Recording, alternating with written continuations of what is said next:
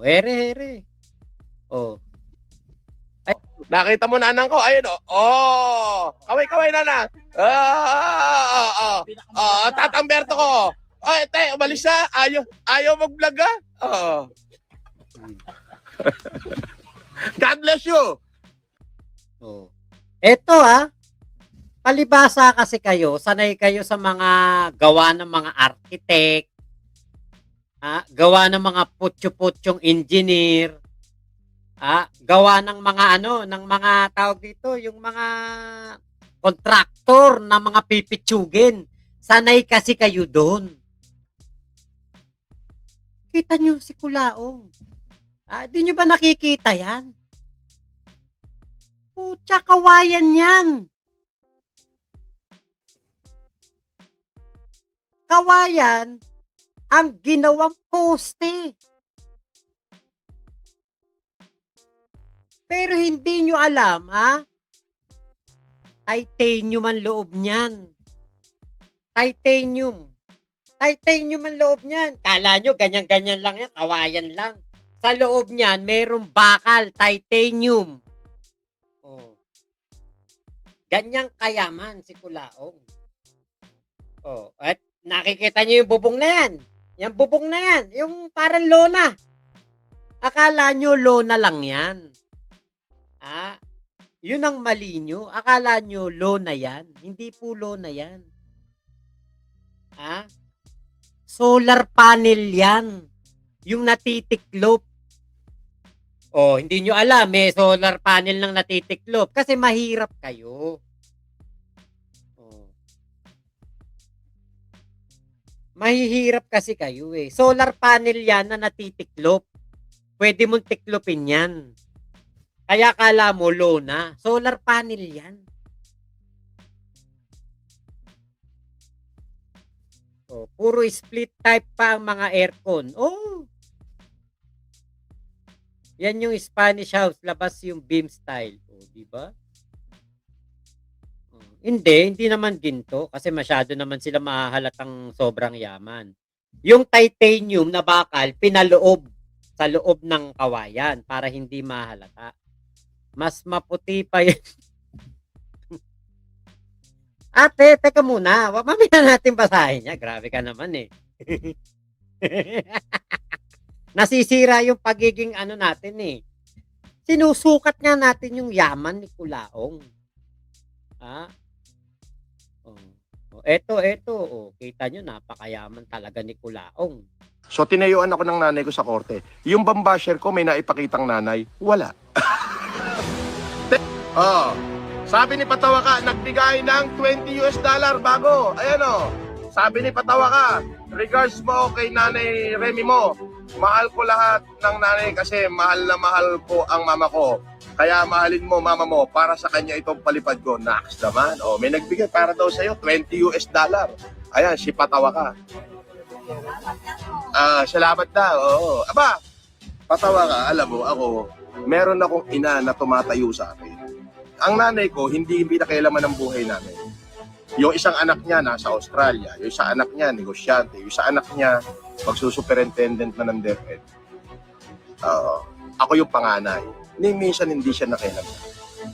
Napakabuti ng aking ina. Pero nung dumating yung araw na isa amin ay isa nagigipit at kinu-question ang pagkatao namin, nakahandang tumayo sa korte kami. So tinayuan ako ng nanay ko sa korte. Yung bambasher ko may naipakitang nanay, wala. Tinayuan siya ng kanyang nanay. Nag-witness talaga kay Kulaong na siya ay Marcos. Anak siya ni Pacifico Marcos. Ganon kabugak. Ganon ka ganon ka kadakila na ina si Aling Remy. Saka ba naman nakakita nun? Meron siyang asawang Gilberto, Gilbert. Pero anak daw si Kulaong ni Pacifico Marcos. Diba? Talagang tinayuan niya, talagang sinamahan niya sa katarantaduhan ng kanya. Talagang sinamahan niya sa kadakilaan ang kanyang nanay. Diba? Imagine niyo naman yung samahan nila mag-ina. Oh, ganyan po ang samahan ng Kulaong at ng Nanang Re ng ng FLM at Nanang Reme. Ha? Kahit sa kabulastugan, kahit sa kabutihan, magsasama talaga sila. Ganyan katindi yan, magnanay na yan. Hindi matatawaran ang pinagsamahan ng magnanay na yan. Diyan tayo believe kay Kulaong saka kay Nanang Remy. Kasi nga, silang dalawa, talagang ganyan sila eh. Bihira yan yung magnanay,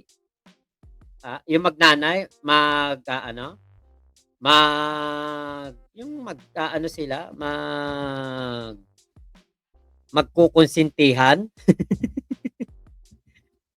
Bihira yan. Napakabihira po niyan. Nako. Baka akala nyo meron pa kayo makikita ulit na ganyan. Wala na po. Bukod tanging sila lamang ang makikita nyong ganyan.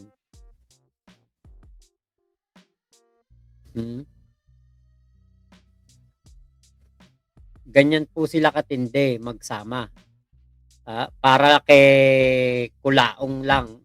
Siyempre, para talaga kay Kulaong, gagawin nila talaga ang napakatindi ng kanilang pagsasama. Nahanap ko yung nasan ba yun? May yan meron silang video na talaga namang napaka-sweet. Talaga mararamdaman mo yung kanilang pagmamahalan.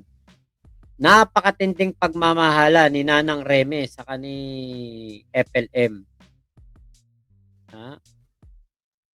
Nasaan na ba yun? Ba't di ko makita rito?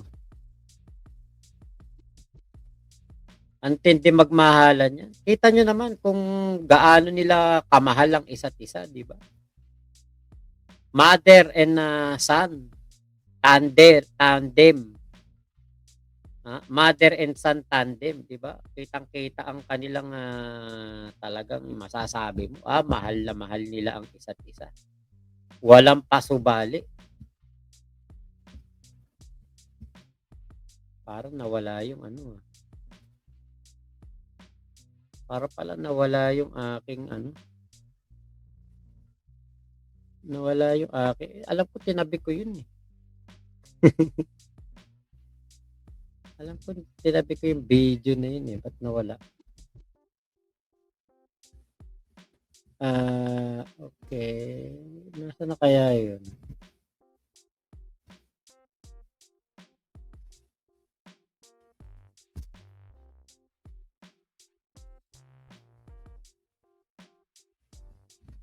Nawala.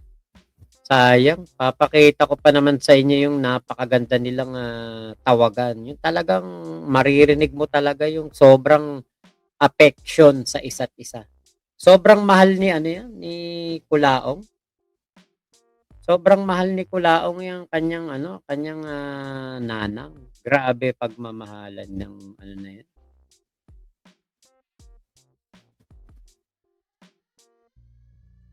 Grabe ang pagmamahalan niya na yan. Sayang, hindi natin ito.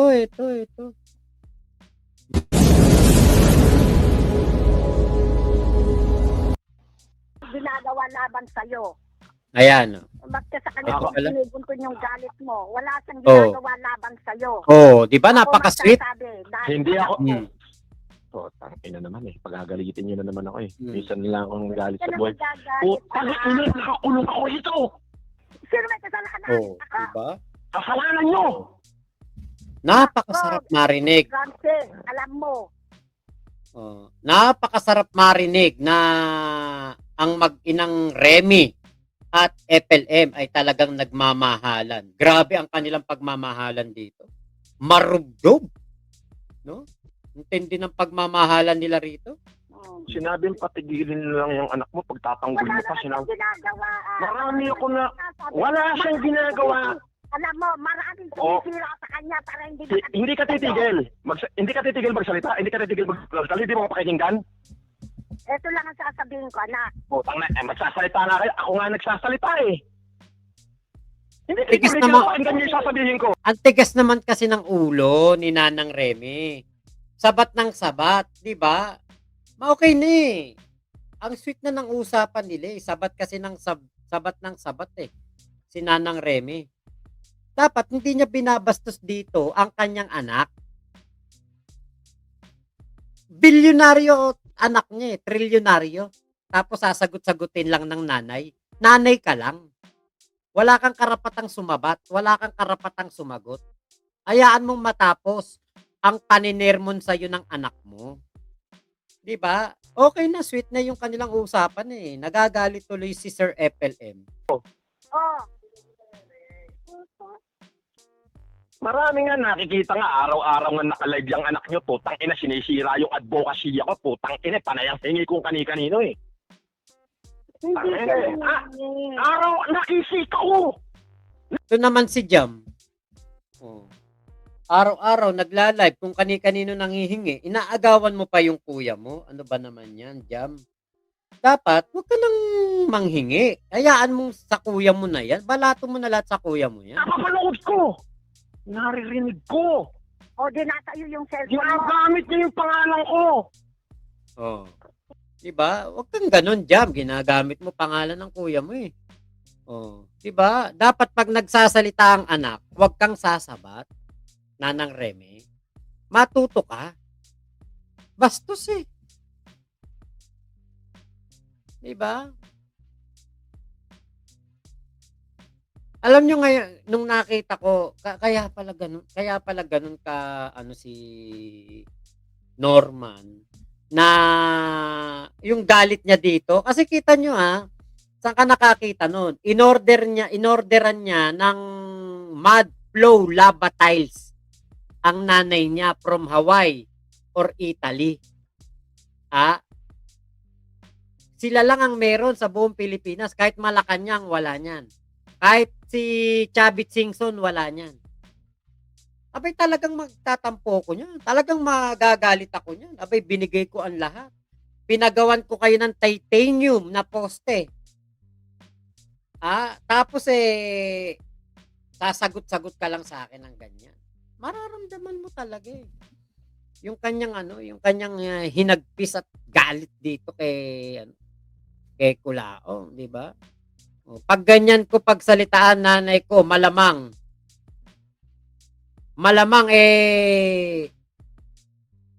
ano to?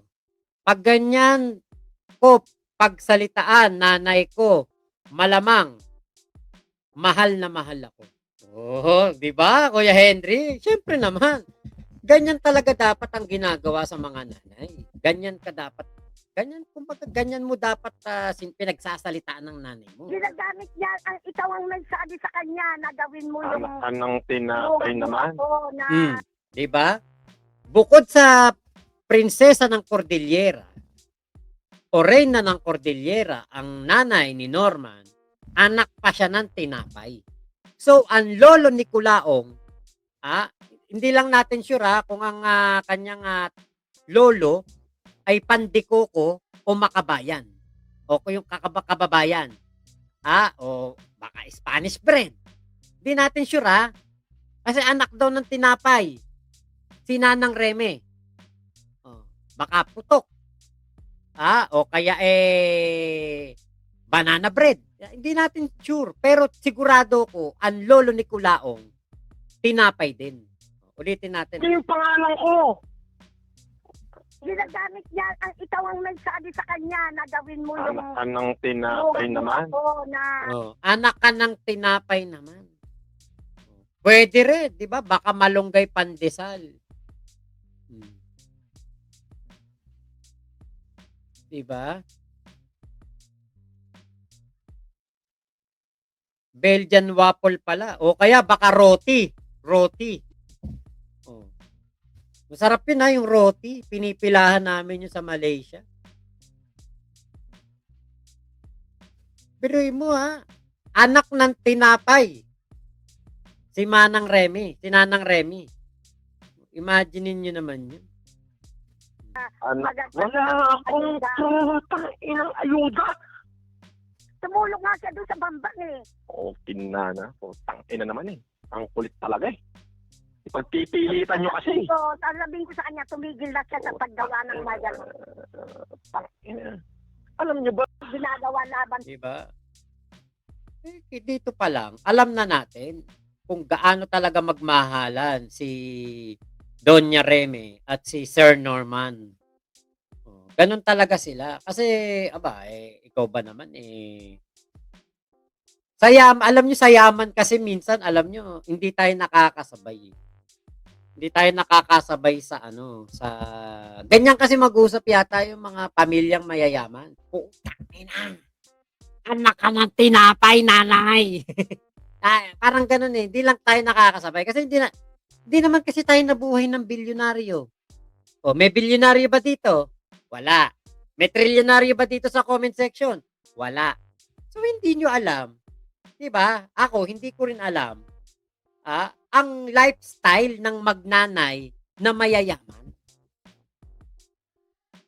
Kasi, kayo, mahirap lang kayo eh.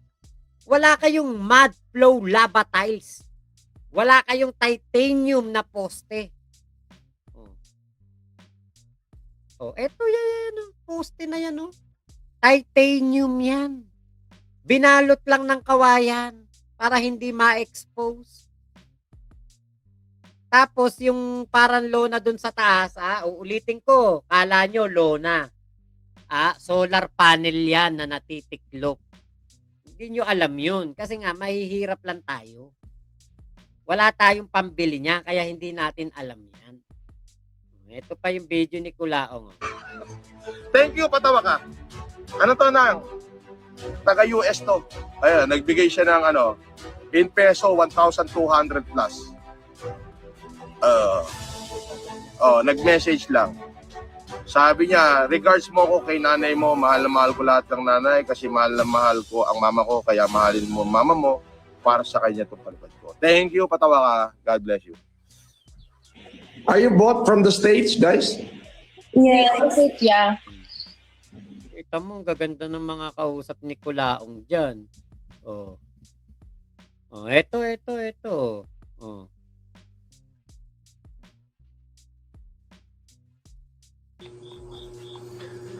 Boss, don't show.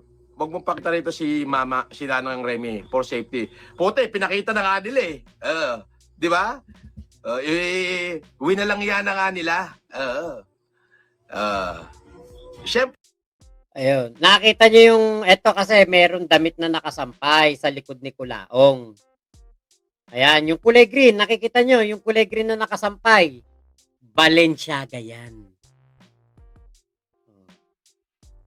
Hindi nyo alam. Kasi nga, wala naman kayo pambili ng Balenciaga eh. Si Kulaong lang may pambili ng Balenciaga. Balenciaga po yan. Yun nandito sa may gilid, Givenchy. Hindi nyo rin alam. Kasi nga, wala kayo pambili niya. Siyempre, ba't ako nandito ngayon? Para naman si Nanang inire-review nung kanyang abogado yung mga live nung mga vlogger na binastos siya. At pagkatapos ng Holy Week, siya magsasampa dito sa lugar nila doon sa mga vlogger na nang walang iya sa kanya. Ganon yun, yung ipinakita yung kanyang Sino mukha, kaya yun? ipinakita yung litrato. Actually, kilala nga ng Nanang Remy si food poison eh. Di ba? Ididibada na niya. Ganon na kasimple yun. Huwag na kayo magpalit-palit ng kung ano-anong mga profile. Bistado na kayo. Kaya nga. Di ba?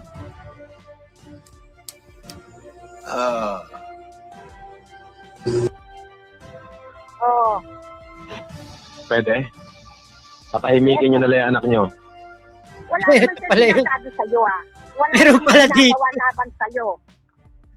Basta sa kanya, Hindi ko alam, meron pala dito. Hinanap ko pa kanina. binubuntun yung galit mo. Wala siyang ginagawa laban sa'yo. Ako magsasabi. Dahil Hindi anak ako. ko. So, tangin na naman eh. Pagagalitin nyo na naman ako eh. Minsan na lang akong galit Yan sa ang buhay. magagalit. Kulaong ikaw nga Ay, ba't kulaong? Sir Norman, ikaw nga eh. Minumura mo yung anak ng tinapay na Reyna ng Cordillera eh. Tapos yung mga vlogger, sabi mo, binabastos. Ikaw nga anak eh. Di ba? Nanay mo yan eh, minumura mo, sinasabi mo, anak ng tinapay eh. Ano, nakakulong ako ito. Sino may kasalanan? Ako? Kasalanan nyo. Wala, Nako, Francis, alam mo. Sinabing patigilin lang yung anak mo pagtatanggol Wala mo pa. naman siyang ginagawa. Marami ako na, wala siyang ginagawa. Alam mo, maraming Oh. tumitira sa kanya para hindi Hindi ka titigil. Hindi ka titigil magsalita. Hindi ka titigil magsalita. Hindi mo.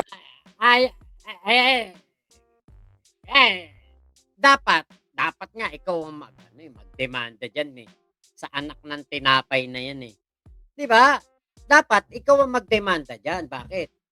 Ayaw kang patapusin. Nagsasalita ka pa, ayaw ka patapusin. Parang binabastos ka bilang anak. Kung pakikinggan, Ito lang ang sasabihin ko, anak. putang na, magsasalita na kayo. Ako nga nagsasalita eh. Hindi kayo tumigil at pakinggan niyo yung sasabihin ko. Oh, Marami nga nakikita nga araw-araw nga nakalive yung anak nyo. Putang ina, sinisira yung advocacy ko. Putang ina, panayang hingi kong kani-kanino eh. hindi Tangina, Dapat i-demanda din to si Jam. Kasi kung kani-kanino humihingi daw eh. Sa halip na napupunta na lang kay Norman, naaagaw pa ni Jam. Araw, nakisika ko. Napapanood ko. Naririnig ko. O, dinatayo yung cellphone mo. Ginagamit niya yung pangalan ko. Ginagamit niya, ikaw ang nagsabi sa kanya na gawin mo yung... Anong tinapay naman? Ako na... Wala akong putang inang ayuda. Tumulong nga siya doon sa bambang eh. O, kinana. Putang ina naman eh. Ang kulit talaga eh. Ulit eh. Pagpipilitan nyo kasi. So, sasabihin ko sa kanya, tumigil na siya sa paggawa ng mayan. Alam niyo ba na buhay ko na nakasalalay dyan? Putang ina, yung ginto-ginto na yan, kapag nalaman niya, ano mangyayari sa palagay niyo? Kayang depensahan? Mary Ann na lang may sabi niyan. Si Mary Ann, walang ibang tawa kung kausap ko di si Mary Ann. Naulo ko sa inyo. Paano kung sabihin ko sa inyo? Kaya ako tumawag, pakinggan mo. Tapos na sana yung issue mo na Norman Mangusing, kung pinadalan mo na ng pera ng 2 milyon yung nasa Italy na Norman Mangusing na sumira sa'yo at gusto niya yung umuwi. Yun ang patikaso mo. Ina Wala naman na talaga. Anak, matuto ka namang mukanyig. Ay, buhay hari. Paano ako makikinig sa inyo? Hindi niyo naman alam ang buhay ko. Oh, binabastos ka, Norman. Alam niyo ba buhay ko? Alam mo ba kung bakit? Bakit kasi nang daldal dyan? Siya puro ay daldal. Sige, dumaldal ka pa. Hindi na kita kakausapin hanggang sa mamatay ako. Nako. Ay, wala pala isang salita tong si Norman eh. Oh, ba't ka pumunta dun sa ba't ka pumunta dun sa nanang mo? Sabi mo hindi mo nakakausapin hanggang mamatay ka. Oh.